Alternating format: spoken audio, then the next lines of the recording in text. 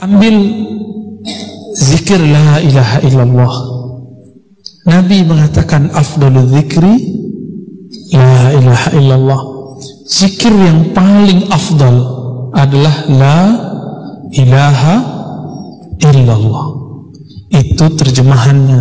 Kalau maknanya lebih dalam dari itu, afdalul zikri itu kalau dimaknai zikir yang paling lezat, zikir yang paling nikmat adalah la ilaha illallah. Apa arti ilah sehingga Nabi mengatakan itu? Ternyata kalau orang betul-betul membaca la ilaha illallah, ilah salah satu maknanya adalah tempat hati bergantung, tempat hati nancap, tempat hati berkiblat, tempat hati condong. Jika kita katakan tiada lagi kecondongan hatiku, tiada lagi semua yang aku inginkan, yang aku cintai kecuali Allah. Inilah yang disebut oleh Imam Ibn Athaillah kemerdekaan seorang hamba, hurriyatul abd. Baru disebut Abdullah. Maka orang yang menyebut la ilaha illallah, tiada lagi tempat kami bergantung, tiada lagi tempat kami memuja, tiada lagi tempat kami menyembah kecuali Allah. Di saat itulah dia menjadi merdeka. Oleh karena itu seorang mukmin jiwanya merdeka. Kalau bahasa kawan kami Ustadz Hanafi, nggak ada lagi urat takutnya,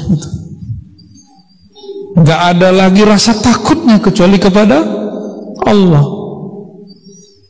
Yang punya zikir ini hanya ahli-ahli qalbu, bukan orang yang suka ceramah kayak saya ini, bukan yang suka debat, bukan yang suka menyalah-nyalahkan orang, membidah-bidahkan orang, enggak. Mereka ini lebih suka menyebut nama Allah, la ilaha illallah. Terdiri dari apa kalimat ini? Ulama-ulama ahlus sunnah mengatakan la ilaha illallah itu terdiri dari dua inti. La ilaha namanya nafi. Nafi sudah jadi bahasa Indonesia, penafian. Ditiadakan apapun dalam pikiran, apapun dalam hati, illallah kecuali Allah. Makanya ulama-ulama terdahulu punya teknik membaca la ilaha illallah, ada tekniknya.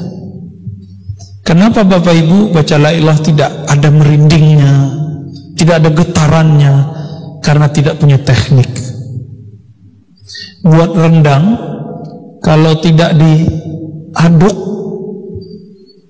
santan dan airnya pisah nggak Pak? Adukan itulah kira-kira ilustrasi baca la ilaha illallah. Kalbunya harus diaduk. Mengaduk kalbu itulah, menghantam kalbu itulah yang membuat kalbu itu terasa tenang. Disitulah getaran-getaran kulit terasa, gemetar, bulu roma berdiri, ada rasa yang tidak bisa diceritakan. Tapi kalau mau tahu, fas'alu ahla dzikri, tanyalah ke ahlinya, ya? Itu tidak diobral, tidak diobral.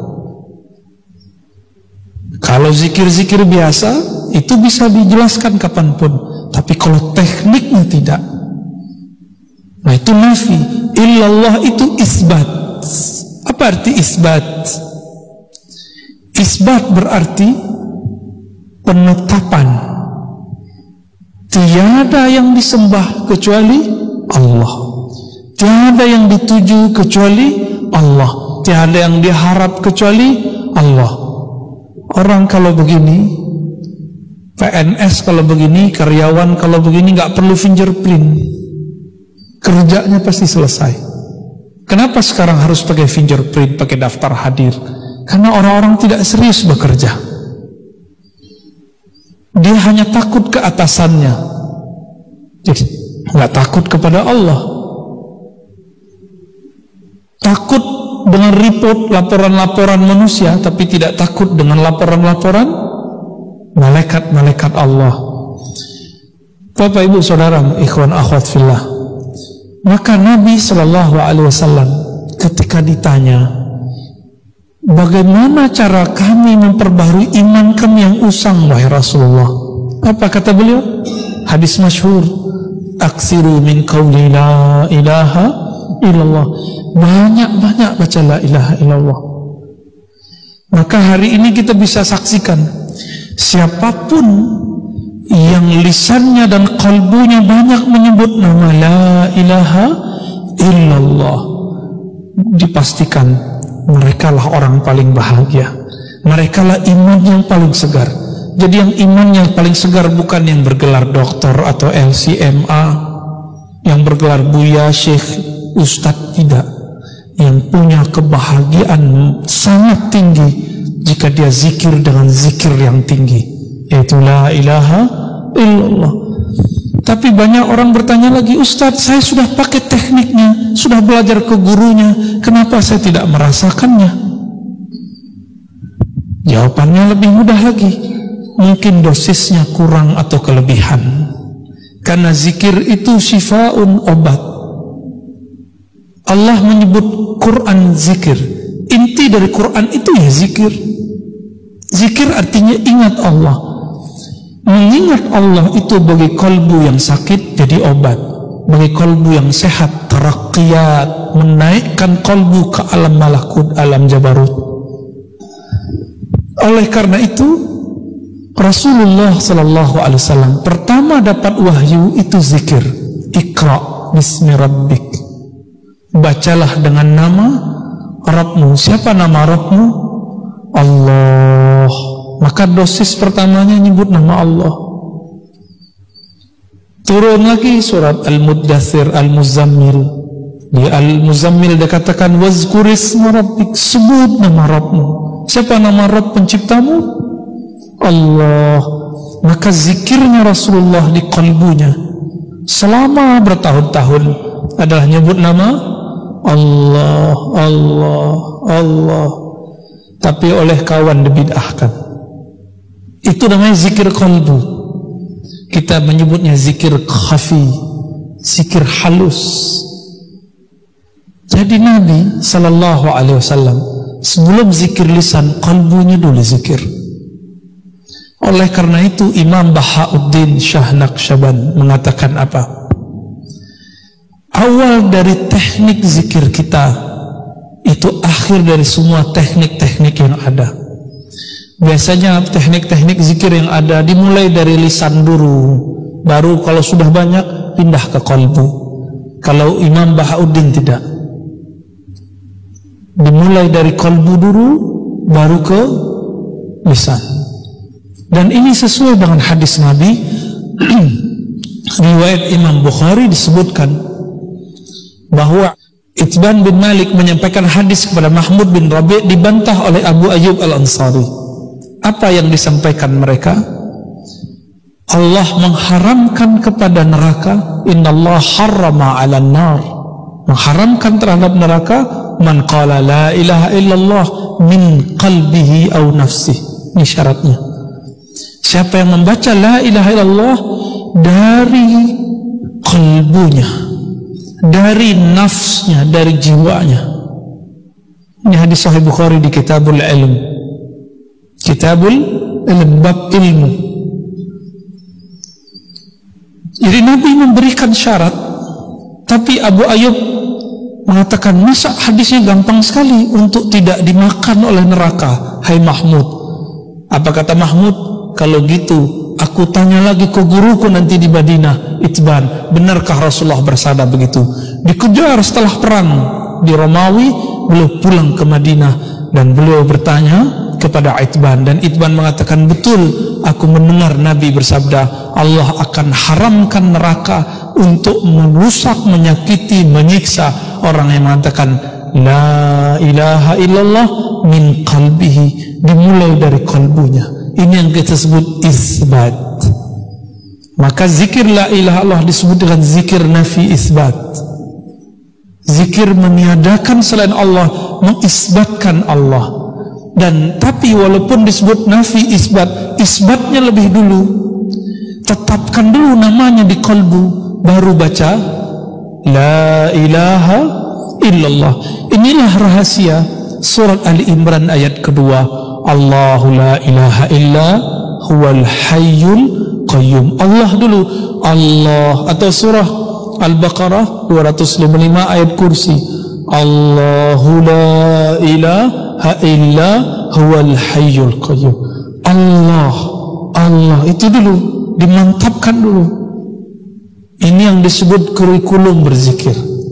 Namun kadang murid nggak sabar, mau cepat-cepat ganti zikir. Abu Hurairah sabar dengan zikir 12.000. Kenapa kita nggak sabar? Maka hitungan-hitungan zikir yang diramu oleh guru-guru kita tidaklah bid'ah. Itu termasuk kepada jumlah banyak. Uzkurullaha zikran katsira. Berzikirlah sebanyak-banyaknya. Oh, Nabi tidak pernah begitu. Tahu dari mana Nabi tidak pernah begitu? Maka Bapak saudara makan Allah, berzikir la ilaha illallah itu adalah mutiaranya ulama salafus saleh. Ingin ikut salaf, banyak zikir, jangan banyak berdebat. Ingin ikut ulama salaf, banyak menafi isbat la ilaha illallah. Maka guru-guru kami kadang-kadang ada yang mengijazahkan zikir la ilaha illallah 70.000, ada yang 11.000, ada yang 100, tergantung si muridnya sanggupnya yang mana. Sedangkan di hadis-hadis Nabi, contoh-contohnya sederhana. Ada yang 10 kali, ada yang 3 kali, ada yang 25, ada yang 70, ada yang 100. Itu bukan angka batasan, itu cuma angka contoh. Disebut dalam bahasa Arab lil mithal, untuk memberikan contoh. Kenapa? Sayyidatuna Aisyah radhiyallahu ta'ala anha mengatakan, Nabi setiap nafasnya zikir. Yazkurullaha ala kulli ahyani. Dan Nabi mengatakan, perumpamaan orang yang zikir dan tidak zikir, masalul ladzi yazkur rabbahu wal ladzi la yazkur rabbah kamasalil hayyi wal mayyit. Orang yang zikir itu hidup, orang tidak zikir itu mati. Maka kadang-kadang Bapak Ibu selamakan Allah, kenapa kalau mendengarkan khutbah atau kajian kok hampa? Mungkin kami atau ustadz-ustadz yang berduduk di sini kalbunya belum connect kepada yang menggerakkan kalbu, maka tidak sampai ke kalbu kita, tidak sampai.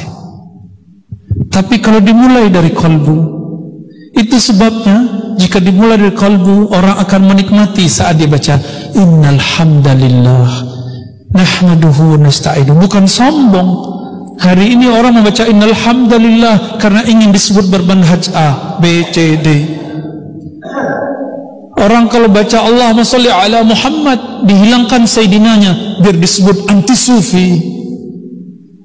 Begitu juga sebaliknya, orang baca sayyidina biar disebut sufi, biar disebut aswaja, biar disebut. Maka itu zombie ketemu zombie, kolbu mati ke lembu kolbu mati, gak ada hasilnya. Maka bergurulah ke ahli kolbu. Siapa ahli kolbu? Yang memakmurkan kolbunya dengan zikrullah. Inilah makna surat An-Nur ayat 36. Fi buyutin azinallah. Surat An-Nur ayat 35, 36. Ini 36-nya. Fi buyutin, di rumah-rumah. Ini rumah Allah bukan? Tapi apakah Allah tinggal di sini? Bukan. Maka jika disebut rumah Allah fi buyutin, inti dari rumah Allah itu bangunan yang bagus ini, mimbar yang gagah ini, atau kaligrafi itu, atau qalbu mukmin yang menyebut nama Allah. Qalbu mukmin. Maka fi buyutin azinallah, di buyut-buyut, di rumah-rumah yang Allah izinkan diangkat namanya di situ. Yusabbihu, bertasbih di situ pada saat pagi dan sore. Maksudnya dari pagi sampai sore, sore sampai pagi. Maka ada namanya masjid bangunan di semen. tapi ada masjid qalbu. Itu ayatnya. Karena tempat berzikir hakiki itu di qalbu. Coba rasakan Pak, sudah pergi umroh, sudah pergi haji, kalau qalbu tidak dibawa ikut umroh, nggak ada hasilnya. Yang ada ingin disebut Pak Haji, kecil hati dipanggil nama. Seperti orang bergelar kecil hati tidak disebut gelarnya. Kawan saya ingin dihargai sebagai dokter, mengenalkan diri menyebut saya dokter fulan, geli telinga dengarnya. Tidak usah sebut dokter, tidak sebut haji, buktikan dengan ilmumu, buktikan dengan amalmu. Pantas gak punya gelar dokter, pantas gak punya gelar haji. Gak usah sebut buya, ustadz, syekh, mursyid, buktikan dengan qalbunya. I'malu fasarallahu a'malakum, beramal saja kamu, Allah akan melihat hasilnya. Maka Bapak saramakan Allah, terakhir ini hari Jumat, Rasulullah berpesan 14,5 abad yang lalu. Apa kata beliau? Aksirus salata alayya fi yaumil jum'ah, banyak-banyak salawat kepadaku khusus hari Jumat. Kenapa? Semua salawatmu sampai kepadaku. Tapi bagi para pecinta Rasulullah, kullu yaumin yaumul jum'ah, setiap hari terasa Jumat. Maka mereka salawat tidak nunggu hari Jumat. Jika ingin merasakan mimpi ketemu Rasulullah, bahkan bertemu langsung Rasulullah, banyak-banyak salawat. Minimal sebelum wafat Allah kasih. Sebelum wafat Allah kasih. Karena mimpi itu terjemahan dari alam bawah sadar kita. Kita sadar, di saat sadar kita menabung apa ke kalbu? Nabung zikir, nabung salawat. Jika itu yang sering kita baca, itu tabungan alam bawah sadar. Apa yang dilihat, apa yang didengar, apa yang dikata, apa yang dizikirkan, itu masuk ke alam bawah sadar, disimpan dalam memori kalbu. Jika dia telah tumpah ruah, telah banyak, telah penuh, nanti rasa itu akan membuat kita mampu melihat alam malakut, minimal di alam tidur. Ini yang Nabi katakan, man ra'ani fil manam faqad ra'ani. Yang mimpi melihat aku dalam tidur, itu masuk ke alam roh. Dia benar-benar bertemu aku. Bukan syaitan, bukan iblis, bukan jin. Itu jaminannya. Maka itulah hiburannya orang beriman. Dan ini yang kami tahu hanya ada para ulama-ulama aswaja, ahlu sunnah yang bertasawuf, yang berzikir, bersolawat tiada henti. Semoga kita termasuk itu yang Nabi sebut dalam hadis, la yabqa, la tabqa minal mubasyarat, tidak tersisa lagi dari mubasyarat, dari kabar-kabar gembira, dari kabar-kabar rohani, kabar-kabar langit, hiburan bagi ulama-ulama, hiburan bagi ahli kalbu, kecuali ar-ru'ya salihah, mimpi-mimpi yang indah. Apa mimpi yang indah? Bukan mimpi basah, tapi mimpi bertemu roh paling mulia, roh Rasulullah sallallahu alaihi wasallam. Saya doakan siapa saja yang beramal salawat banyak-banyak, saya doakan semoga segera ketemu Rasulullah. Enggak sekarang, nanti, enggak nanti terus. Tapi ingat, kita salat bukan karena ingin mimpi, kita salawat karena ingin menyampaikan cinta dan rindu kepada Rasulullah. Maka digabunglah la ilaha illallah Muhammadur Rasulullah sallallahu alaihi wasallam. Udah Pak? Ya kira-kira itu. Mau tanya jawab? Ya. Kalau zikir apa yang mau ditanya? Ya silakan kalau mau tanya.